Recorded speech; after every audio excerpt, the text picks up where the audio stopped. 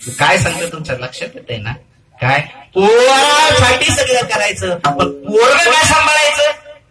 आपलं म्हातारपणी आपल्याला काय करेल? नीट सांभाळ. म्हातारपणी नीट सांभाळ याचा अर्थ आपलं मरण काय होईल? जरा सुतामतीत होईल, बाकी काय. विठ्ठल विठ्ठल सांगत विचार तुमच्यासमोर हा मांडत होतो मी. मनुष्य मला जगतो, मनुष्य प्रत्येक कृती करतो, जिवंत असताना सगळं जीवन जगतो ते मरणासाठी. मरण आपलं सुधारावं, आपलं मरण चांगलं व्हावं. अर्थात ते मरण चांगलं होण्याच्या व्याख्या व्यक्ती परत्वे बदलत जातात, हा भाग सोडून द्या. पण प्रत्येकाला असं वाटतं माझं काय व्हावं? मरण सुधारावं. विठ्ठल विठ्ठल. आणखी पुढचा विचार मी तुम्हाला सांगतो, की पुढचा विचार सांगतो तुम्हाला. माणसाने जीवन चांगलं जगावं की चांगलं मारावं?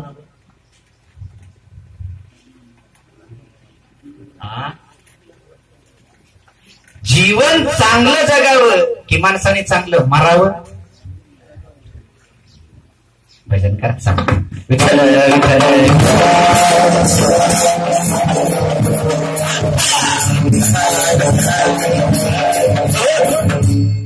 तुकोबारायांच्या घरी काय होतं? आम्ही सदैव सुडके, आम्ही सदैव सुडके. जवळ येता जावं पुढे ती भिके कुतरी, अशी तुकोबारायांची परिस्थिती. 60-70 वर्षापूर्वी, 100 वर्षापूर्वी प्रत्येक गावामध्ये एक पाटील असायचा. त्याचा चौपाकी वाडा असायचा, बरोबर ना? देशमुख पाटील काय अंमल असायचा? 50 बैल, 5-50 म्हशी, 5-50 माणसं राबायला. उळवाडी राहायचे आपले सगळे कुणबी बाकीचे सगळे त्या पाटलाच्या घरी. 80 वर्षापूर्वी, 100 वर्षापूर्वी तुमच्या गावातल्या पाटलाचं नाव काय हो? तुम्हाला साथ सोडून त्यांच्या वयश झाला तरी त्यांच्या वाडवडिलाची नावं माहिती आहेत का? माझ्या बोलणं लक्षात येत आहे का तुमच्या? अरे मोठातला मोठा, मोठातला मोठा पाटील, मोठातला मोठा देशमुख, जाऊ द्या आमदार खासदार मोठमोठाला 5 संस्थानिक समजा, त्या संस्थानिकांची नावं आपल्या माहित आहेत? काय नव्हतं त्यांच्याकडे? जीवन ते चांगलं जगले होते की नव्हते? काय नव्हतं त्यांच्याकडे जीवन चांगलं जगण्यासाठी? आज समाजामध्ये मोठमोठी शेठ असतील, मोठमोठी धनवंत असतील, मोठमोठी कुबेर असतील, काय नाही त्यांच्याकडे? नाही, ही वस्तूच त्यांच्याकडे नाही. विठ्ठल विठ्ठल.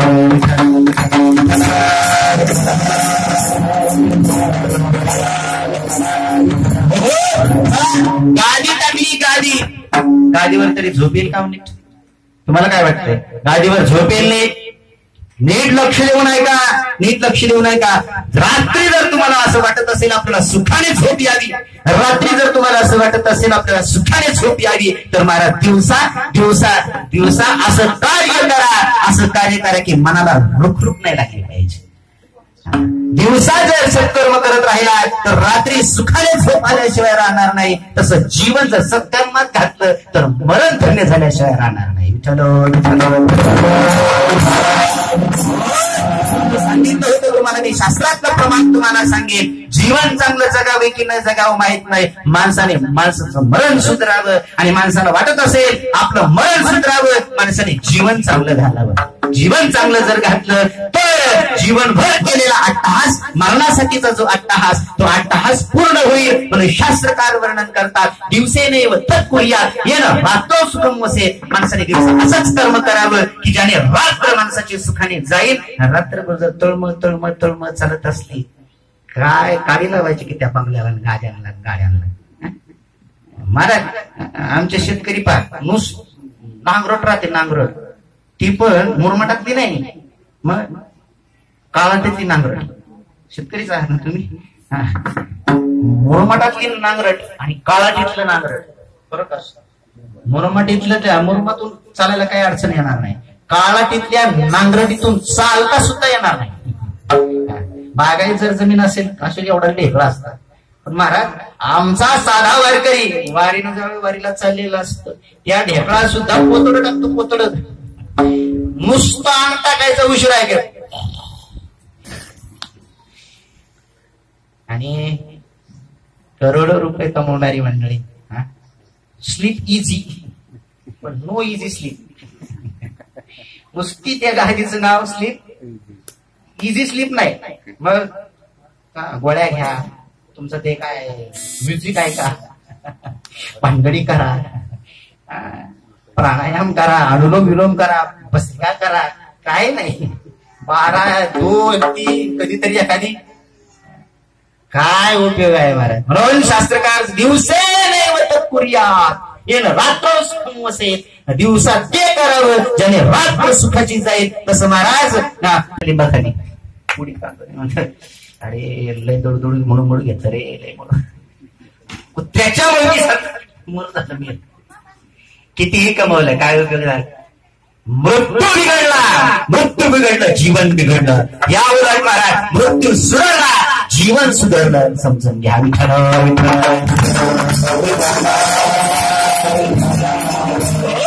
मृत्यू धन्य व्हावा, जीवन धन्य होईल न होईल काही फरक पडणार नाही. पण महाराज मृत्यू जर धन्य झाला, जीवन धन्य होतं. जर मृत्यू धन्य नाही झाला, मृत्यू जर महाराज धन्य नाही झाला, अख्खं जीवन कसं जरी जगलेला असला तुम्ही तरी त्याचा अर्थ उरत नाही. मोठ्याचं उदाहरण देऊन सांगेल मी. मोठ्याचं मी शास्त्र तुम्हाला प्रमाणभूत सांगेल, पण मोठ्याचं उदाहरण देऊन मी सांगेल काय जीवन कसं जगला त्याला काही किंमत नाही. पुन्हा कोण होता काही किंमत नाही.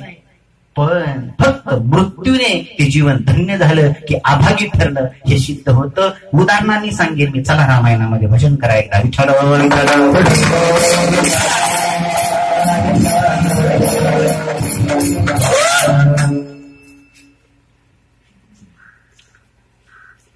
माणूस श्रेष्ठ की जनावर श्रेष्ठ?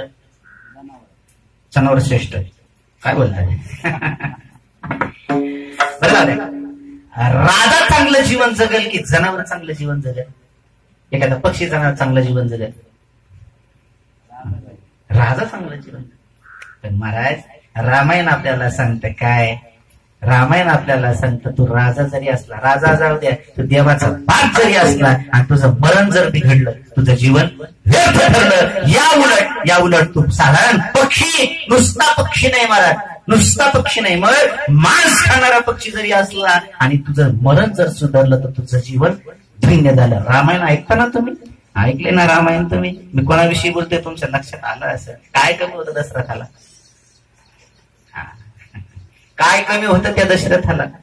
महाराज 3 सुंदर राण्या होत्या, चक्रवर्ती सम्राट अशा प्रकारचा तो होता. तो म्हणजे पुरबळ 4 पोरं होते, सामान्य नव्हते. मग देवाचा अवतार होते, देवा साक्षात देव त्याच्या मुली जन्माला आला होता. आता याच्यापेक्षा आणखी काय भाग्य असावं महाराज त्याच. महाराज काय झालं? राम प्रभू जेव्हा त्या पंचवटीमध्ये होते, वनवासामध्ये आलेले होते, वनवासामध्ये आलेले राम प्रभू सीतामाईला रावणाने पळवून नेलेला आहे. सीतामाईचा शोध घेत राम प्रभू त्या अरण्यामधून हे सीते हे जनकनयनी, हे सीते हे जनकनयनी शोक करत हिंडतायत. आणि मग शोक करत हिंडत असताना, सीतामाईचा शोध घेत असताना अचानक रामप्रभूंना आगे पडा गीतपती देखा, आगे पडा गीतपती देखा, सुमेरत राम चरण तिन देखा, सुमिरत राम चरण तिन देखा, मंगल भवन मंगल हरि, मंगल भवन मंगल हरि. रामप्रभूंना दिसलेला आहे, रक्तबंबाळ झालेला, दोन्ही पंख छाटलेला, जटायू जमिनीवर तडफड करत पडलेला आहे. राम राम म्हणत तळमळणारा तो जटायू रामप्रभूंनी पाहिला. हातात धनुष्य फेकून दिलं, पाठीवरचा भाता दूर गळून पडला. रामप्रभू धावून जटायू समोर आलेले. जटायूची मान, जटायूचं असणारं मस्तक आपल्या मांडीवर रामप्रभूंनी घेतलं. मला तुम्हाला सगळं रामायण नाही सांगायचं. आणि त्या स्नाया जटायूने रामप्रभूंच्या हातून 2 पाण्याचे थेंब आपल्या तोंडामध्ये पडलेले त्या जटायूच्या, आणि जटायूने राम राम राम म्हणत म्हणत प्राण सोडला. ऐका, जटायू सारख्या भक्ताचा देह आपल्या मांडीवर घेऊन रामप्रभू कसा रडताय, रामप्रभू रडतायत, डोळ्यामधून रामप्रभूंच्या अश्रू वाहतायत, शोक अनावर झालेला आहे रामप्रभूंचा, आणि लक्ष्मणजी हसतायत. बरं का, लक्ष्मणजी हसायला लागले. रामप्रभू लक्ष्मणकडे, लक्ष्मणा काय प्रभू, हसू लाज नाही वाटत? तेव्हा हसूच येते म्हणून. अरे का, अरे भक्त आपल्या समोर पडला, हसतो तुला बरं वाटतं का हे? जेव्हा मी जटायला नाही हसत, मग मी हसते तुमच्या लिलेला. कसं काय प्रभूजी, काय लिहिलं आहे तुमची? प्रभूजी काय? पुत्राचं कर्तव्य काय? पुत्राचं कर्तव्य पित्याला मृत्यू समये आपली मांडी देणं, हे पुत्राचं कर्तव्य. आपल्या पित्याला आपल्या मांडीवर घेऊन शेवटच्या घटकेला त्याच्या मुखामध्ये गंगेचे 2 थेंब टाकणं, हे पुत्राचं कर्तव्य. बापाचं भाग्य काय? बापाचं सगळ्यात मोठं भाग्य कोणतं बरं? बापाचं सगळ्यात मोठं भाग्य कोणतं महाराज? बापाचं सगळ्यात मोठं ते भाग्य, बाप भाग्यवान कशावर समजायचा महाराज? शेवटच्या क्षणाला आत्मा वै पुत्र नामासी सजीव शरद शतम, आपलं डोकं आहे, आणि तो पुत्र तुळशीच्या पानाने पाण्याचे गंगाजलाचे 2 थेंब आपल्या मुखामध्ये टाकतोय. बापाचं याच्यापेक्षा मोठं दुसरं भाग्य कोणतं नाही. तर कोणता बाप आहे त्याला असं वाटतं काय, माझ्या पोरानं माझ्या कमरात लात घालून बाहेर काढून द्यावा, आणि मी सत्य करत हिंडत तिकडच कुठंतरी कुत्र्याच्या मोतीनं मारावं? कोणाला वाटतं असं? पण आहे काही नाही. प्रत्येक बापाचं आवाज हेच स्वप्न असतं काय, माझ्या पोरानं मृत्यू समयी माझं मस्तक आपल्या मांडीवर घ्यावं. याच्यापेक्षा बापाचं दुसरं कोणतं भाग्य, याच्यापेक्षा मोठं भाग्य बापाचं नाही. तेव्हा काय तुमची लीला? बाप तुमचा सख्खा बाप राम राम राम म्हणत म्हणत म्हणत म्हणत प्राण सोडतोय, त्याच्या तोंडात पाणी टाकायला तुम्ही नाही. आणि इकडे हे पक्षी, जटायू म्हणजे गिधड काय खात? नुसतं मांस नाही खात, ते काय खात? मेलेलं मांस खात, जिवंत मांस नाही खात. जिवंत मांस खाणारे कावळे, ते पांढरे काळे. विठ्ठल विठ्ठल विठ्ठल.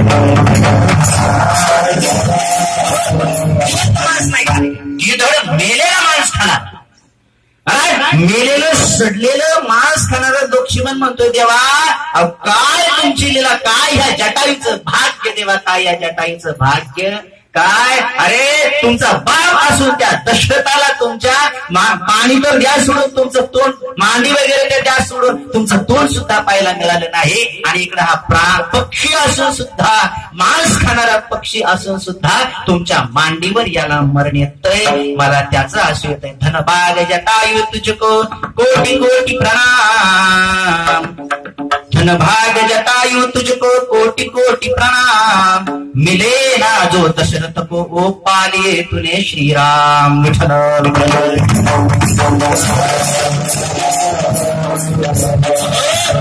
जटायूचं जीवन धन्य, म्हणून जटायूचं जीवन धन्य. आणि सगळं जीवन तुमच्या भाषेमध्ये, सगळं जीवन याता सांग गेलेलं, आनंदात चैनीत गेलेलं दशरथाचं जीवन व्यर्थ ठरलं. म्हणून माणसाने जीवन कसं जगाना, पण मारावं नीट. विठ्ठल विठ्ठल.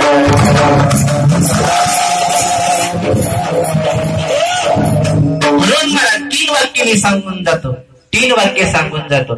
खाणं महत्वाचं आहे की पचणं महत्वाचं आहे? किती खाल्लं याला किंमत आहे की किती पचलं याला किंमत आहे?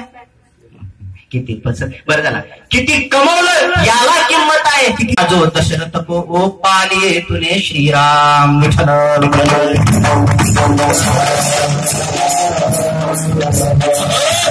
जटायूचं जीवन धन्य, म्हणून जटायूचं जीवन धन्य. आणि सगळं जीवन तुमच्या भाषेमध्ये, सगळं जीवन याता सांग गेलेलं, आनंदात चैनीत गेलेलं दशरथाचं जीवन व्यर्थ ठरलं. म्हणून माणसाने जीवन कसं जगाना, पण मारावं नीट. विठ्ठल विठ्ठल.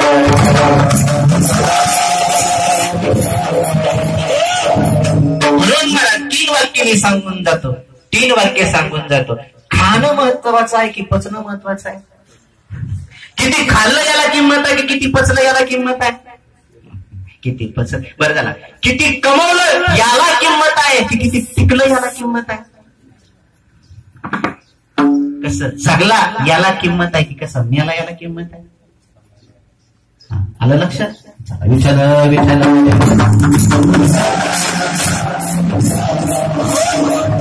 मी प्रारंभ ज्या वाक्यापासून केला होता, मनुष्य जगतो मरण्यासाठी नवे नवे माणसाने जगावं ते मरण्यासाठी नवे. मी उदाहरण देऊन सांगेन, मोठ्यांचे मी उदाहरण देऊन सांगेन. महाराज जर मरण जर भव्य असलं, मरण जर दिव्य असलं, मरण जर उदात्त कारणासाठी जर असलं, मरण जर महान कार्यासाठी जर असलं, महाराज मरण जर दिव्य पत्करलं ना, मेल्यानंतर महाराज मेल्यानंतर तुम्ही जीवन कसं जगलात माणसं हे विसरून जातात आणि फक्त तुमच्या मृत्यूमुळे तुम्ही धन्य होऊ शकता. विठ्ठल विठ्ठल.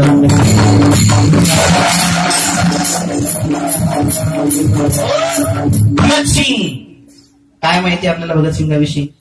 एकच गोष्ट आपल्याला माहित आहे, काय त्याने या भारतभूमीसाठी या मातृभूमीसाठी फाशी घेतली. बाकी त्याचे विचार काय होते, तो कोण होता, काय होता, त्याच्या बापाचं नाव सुद्धा आपल्याला माहित नाही. पण आज एक का मरण फक्त धन्य झालं. विठ्ठल विठ्ठल.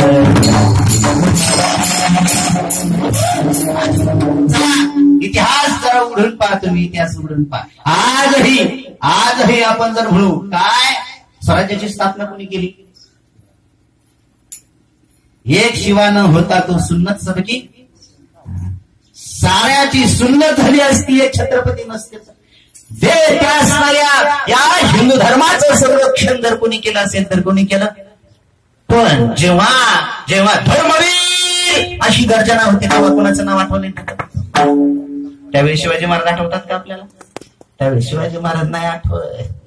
भले हे छत्रपतींनी या स्वराज्याची मुहूर्तमेढ रचली.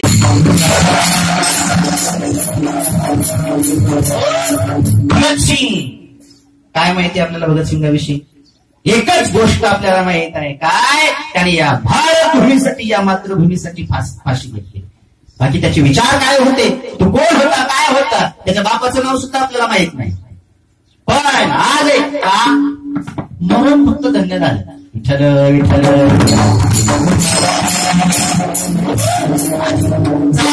इतिहास जरा उघडून पहा तुम्ही, इतिहास उघडून पहा.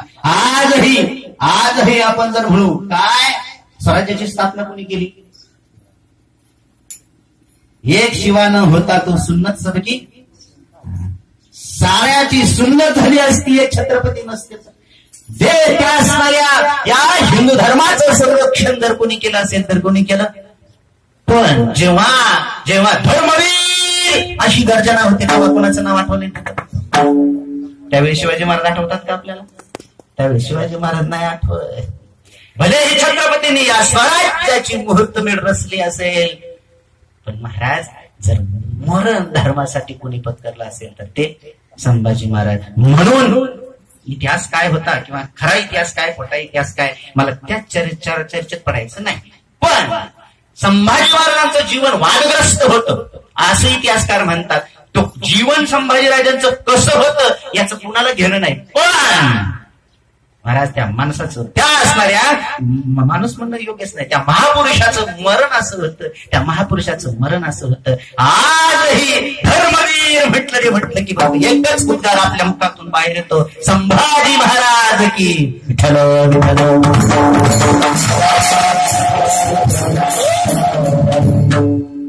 त्या एका कवीने महाराज मोठं गोड वर्णन केलेलं आहे.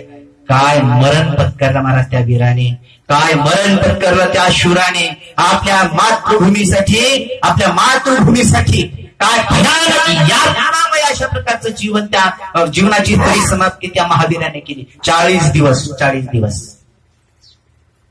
1 फेब्रुवारी ते 11 मार्च 1889 पर्यंत त्या छत्रपती संभाजीराजा 40 दिवस मुघलांच्या छावणीमध्ये महाराज छत्रपती होते. 40 दिवस. तो एक कवी मोठं गोड वर्णन करतोय महाराज. औरंगजेबासमोर छत्रपती संभाजीराजे साखळदंडांनी बांधलेलं, गळ्यामध्ये ते लाकडी असलेली बिरी टाकलेली, पायात साखळदंडा, हातामध्ये साखळदंडा, अंगावर सगळ्या जखमा झालेल्या, तलवारींचे घाव पडलेले, आणि मला तो छावा तो औरंगजेबाच्या समोर जेव्हा राहिला ना, आलमगीर म्हणायचे त्या औरंगजेबाला. आलमगीर म्हणजे पृथ्वीचा राजा. आलमगीर म्हणायचे त्या सलयात औरंगजेबाला. औरंगजेबासमोर जेव्हा छत्रपती संभाजी महाराज उभे राहिले, औरंगजेबाने डोळ्यामध्ये पाहिलं, असं म्हणायचे त्या काळामध्ये. औरंगजेब नुसतं पाहिलं, आपल्या शत्रूंना एखाद्याने पितुरी केली, औरंगजेबाने नुसतं पाहिलं ना त्याच्याकडे. औरंगजेबाची नजर एवढी करडी होती, एवढी भयानक त्याची नजर होती की महाराज तो त्याच क्षणी गार व्हायचा. पण महाराज त्या नजरेचा जेव्हा छत्रपती त्या असणाऱ्या संभाजी राजांच्या नजरेला नजर भेटल्या गेली, औरंगजेबाची नजर खाली पडली. तेजस्वी असणारे ते डोळे जेव्हा त्या औरंगजेबाने पाहिले, त्या डोळ्यात तेज सहन करण्याची शक्ती आलमगीराच्या ठिकाणी नव्हती. पहिली आज्ञा दिली त्या औरंगजेबाने, काय, या संभाचे अगोदर डोळे काढून टाका, मग याच्याशी तप्त सळ्या टाकण्यात आल्या, तापलेल्या सळ्या डोळ्यामध्ये टाकण्यात आल्या. चरचर मांस भाजून निघलं. गाडीवर साधं चाललं, डोळ्यावर चष्मा नसला, डोळ्यात साधं किडक जातं. काय वेदना होता, साधं किडक जातं महाराज डोळ्यामध्ये. साधं कीड गेलं तर डोळ्याला एवढ्या वेदना होतात. त्या छत्रपतीचे डोळे तापल्या सळ्याने चरचरा भाजून चालण्यात आले. कवी वर्णन करतोय महाराज. देश धर्म पर मिटने वाला शेर शिवाता छावा था, देश धर्म पर मिटने वाला शेर शिवाता छावा था, महापराक्रमी परम प्रतापी एक हरि शंभू राजा था. तेजपुंज तेजस्वी आंखें निकल गई पर झुकी नहीं, तेजपुंज तेजस्वी आंखें निकल गई पर झुकी नहीं, दृष्टि गई पर राष्ट्रोन्नति का दिव्य स्वप्न कभी मिटा नहीं. डोळ्यात राष्ट्रोन्नतीचं स्वप्न संपलं नाही, एवढ्यावर थांबलं नाही महाराज, एवढ्यावर थांबलं नाही. प्रकार समोर उभा केला शंभू महाराज. चेहऱ्यावरचं हसू संपलेलं नव्हतं. औरंगजेबाने सांगितलं, इस्लाम कबूल है. इस्लाम? मी कोण आहे मी माहित आहे का? भगव्या ध्वजाचा वाहक, भगव्या ध्वजाचा अस्तर हा वाहक. एकाच अस्तर गोष्टी समोर झुकल्या जातो, एकाच गोष्टी समोर झुकल्या जातो, ते म्हणजे तो माझा भगवा ध्वज. हे मस्तक एकाच अस्तर चरणावर नतमस्तक होतं, ते म्हणजे माझ्या आबासाहेबांचे चरण कमल.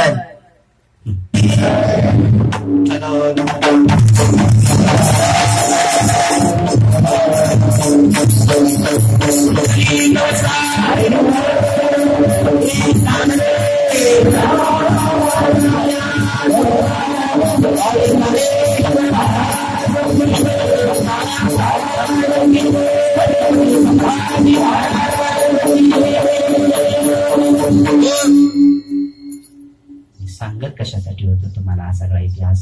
कशासाठी सांगितला मी हा इतिहास? संभाजी राजांच्या जीवनाविषयी कदाचित संभाजी राजांच्या जीवनाविषयी मतभेद असतील, पण त्या राजाच्या बलिदानाविषयी कुठल्याही प्रकारचा मतभेद. जीवन कसं जगलं काय माहित नाही, पण माणसाने जीवन कसं जगायचं याला काय किंमत नाही. माणसाने मरण कसं पत्करायचं, मारावं माणसाने नीट, कुत्र्याच्या नोटीला नाही.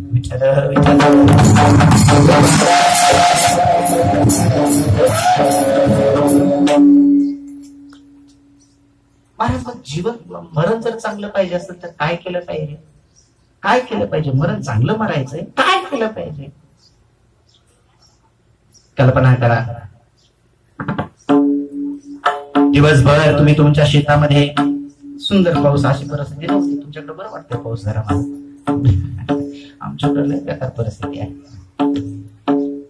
चांगला पाऊस पाणी आहे, शेतामध्ये दिवसभर काम केलं, काय नाही. काम करत असताना मुखाने सुंदर अशा प्रकारचं देवाचं चिंतन सुरू आहे,